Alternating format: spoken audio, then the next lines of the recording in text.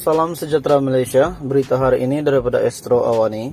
PRN Johor Muhyiddin senaraikan penggunaan dana SRC RM42 juta, ingatkan Najib terma national embarrassment. Johor Bahru, perang mulut antara dua bekas Perdana Menteri, Tan Sri Muhyiddin Yassin dan Datuk Seri Najib Tun Razak terus berlarutan.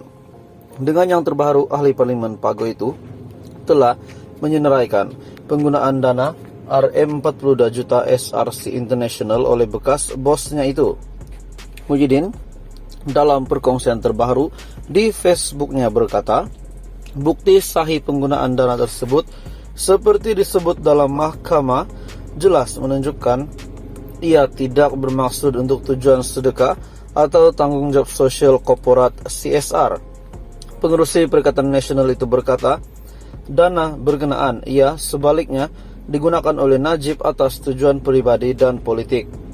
Ia adalah juga duit yang diberi kepada anak-anak yatim, tetapi jumlahnya tak seberapa jika dibandingkan untuk kegunaan pribadi dan politik. Ini tak termasuk RM4 bilion duit kumpulan wang amanah pension KWAP yang dipinjamkan kepada SRC yang lesap entah kemana. Akhirnya kerajaan terpaksa membayar hutang SRC kepada KWAP kerana hutang ini dijamin oleh kerajaan ketika Najib menjadi Perdana Menteri dan Menteri Kewangan. Mahkamah Tinggi dan Mahkamah Rayuan mendapati Najib merampok syarikat SRC daripada wang KWAP, yaitu wang rakyat, wang orang pensiun katanya. Terdahulu, Najib melalui perkongsian di Facebooknya berkata, beliau tidak didakwa atau didapati bersalah mencuri dana RM42 juta itu. Sebaliknya, beliau didapati melanggar Akta Pencegahan Pengubahan Wang Haram, Pencegahan Pembiayaan Keganasan dan Hasil daripada Aktiviti Haram 2001 ataupun AMLA. Mahkamah kata ianya bukan hak bagi saya untuk sedekahkan dana RM42 juta tersebut. Ini pun setelah saya telah sedekahkan sepenuhnya dana RM642 juta yang saya pernah terima dari Kementerian Keuangan Arab Saudi, bukan untuk kegunaan pribadi. Dana RM2,6 bilion pula telah dikembalikan kepada penghantar 4 bulan setelah diterima. Sebab itu saya tidak didakwa mencuri dana tersebut, malah telah didakwa 9 tuduhan AMLA kerana menerima dana tersebut dan 7 tuduhan AMLA sebab saya pulangkannya kepada penghantar.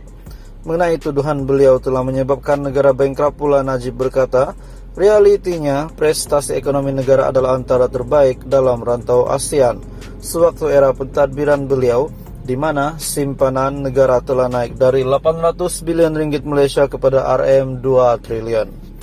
Hutang negara pula adalah RM687 bilion pada tahun 2017 sebelum PRU14 dan telah naik lebih RM300 bilion atau 46% ke RM1 triliun hari ini dalam tempoh 3,5 tahun saja.